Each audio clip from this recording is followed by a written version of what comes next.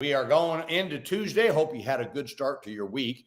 We had a great start yesterday, out soul winning. I was able to go with my son-in-law again on yesterday, and I think that we saw 3 people saved yesterday, out soul winning. And boy, it's exciting to be able to reach people for Jesus Christ, and I hope that you're going after it. Not every day you're going to feel like it, but you gotta just go do it. And once you start doing it, just start telling people about Christ. You'll be surprised how people are very receptive to it. Just explain the gospel to them, let them make the choice. They'll tell you whether they want to get saved or not. It's not that difficult. I think too many non-soul winners try to make it difficult for everybody else, to be quite honest with you. Now, I'd encourage you be a soul winner. You get out there, tell someone how to be saved. Then as we go through this week, let's continue to be prepared. Now, Maranatha Baptist Church, of course, I'm asking you this week to really pray for our services on Sunday, especially Sunday night service, as we have an important kind of like a family meeting on Sunday night. And I'm asking you, of course, I've been asking everybody in the church family to at least fast and pray one day this week for Sunday night service. Would you do that? And I hope that you would. That would be a great help to us, that God would get involved in what's going to happen Sunday night. I believe it's of God, but I want to make sure that we are in an attitude of prayer and that our hearts are in tune with God as we go into Sunday, asking God to do something mighty through us. Well, today, let's talk about a little phrase, he shall be holy unto thee. In Leviticus 21 and verse 8, the scripture says, thou shalt sanctify him therefore, for he offereth the bread of thy God. He shall be holy unto thee, for I, the Lord, which sanctify you, am holy. Now, God made it clear that Israel was to treat the priest with high honor and respect. Now, this did not come without the priest living up to the standard by which God commanded them to live. God expected the priest to live to a higher standard because they were his representatives. Now, they did not live to a higher standard because they were better than anyone else, but they were to live to the higher standard to be the example to how people ought to live. The priest carried a great responsibility to live according to all that God instructed them to live. Now, because the priest lived to such a high standard, God expected the people to hold him in high regard and in high honor. Verses 1 through 7, God showed how the priests were to live. But in the verse I just read to you, God says to the people to sanctify the priest, that he shall be holy unto thee. Now, the priest was not to be treated like every other person. He was to be treated with high regard and respect. Now, was this priest a sinless person? Absolutely not. Remember, he had to go into the Holy of Holies with blood to apply for sin, so he was not a sinless person.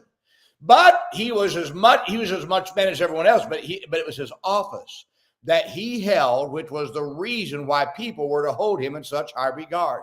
Now, the tabernacle and the priest in the Old Testament were a picture of the church in the New Testament.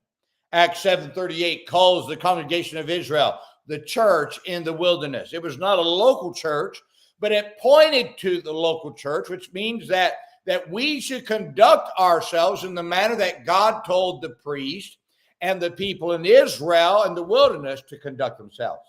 Now, Pastor, you are God's representative to his people in the local church.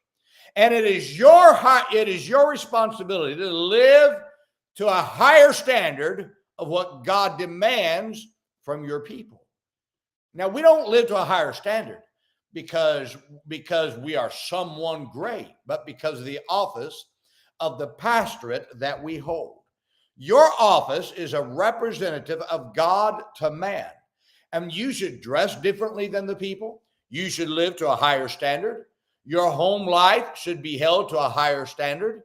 You may not like living in a glass house, but when you chose to accept the pastorate, you chose to live in a glass house. And I get tired of these preachers, well, I live in a glass house, stop judging me, then get out of the pastorate because you chose that. I'm 55 years of age. I'm a preacher's son and I'm a pastor now. And I've never regretted having to live in a glass house. That just means I have to live better. If you don't want to live in a glass house, get out of it. You can't expect your people to hold you in high regard and treat you with great respect if you don't live to a higher standard because of who you represent. But church member, you follow me now. Your pastor is not one of the boys and should not be treated in such a manner. You should treat them with high regard and great respect because they are God's representative. No, they're not God. They're sinners like everyone else. But who they represent and the office they hold that demands that you treat them with great respect and honor. When you lose respect for the man of God, you will always lose respect for God. It never changes. For he's God's representative to man. You see, we live in days when many feel like they have a right to disrespect, talk bad, mistreat God's man, but God will not stand idly by as you go after his man. God will and does defend the man of God. And when he does, it never goes well with those who have gone after God's man. Well, I've only been a pastor for 5.5 years, almost 6 years. And I've seen people who have gone after me, and I'm not anyone special. Boy, I've seen God do some serious things to them. Now, you have to understand, it's that office of the pastor. Now, that's why when your pastor calls, you answer the phone. When your pastor says, I want to get with you, you get with him. I've never, listen to me, in all the years that I was underneath a pastor, if my pastor called me, I always called him back. If he said he wanted to get with me, I always got with him. You know what you're saying on yourself? You're saying when you're avoiding God's man, I'm not right with God, and I know it. It has nothing to do with everything else. You're trying to justify yourself. You know, every man of God I've been under, even some, okay, I think of a pastor I was under. I disagree with him. I eventually left the church, but I met with him. I told him, I said, I need to leave. I didn't belittle him in front of, I didn't say, this is why I said, I think we need to move on. I said, I just know. And I knew because he was going a different direction than I. Now today he's not in the ministry, but when he called me up after that, I still returned his call. I still respected him. He was still my pastor until I moved out of the church. Now we've got to get back to the days that we respect the man of God. When you hold it in high regard, don't you gossip about him. When you go home, don't let your children talk bad about him. When you hear somebody else talking about him, you need to say, now we need to stop this. Why? Because he's God's man. And my friend, whether you're a pastor or a church member, we must never forget the high position a pastor holds.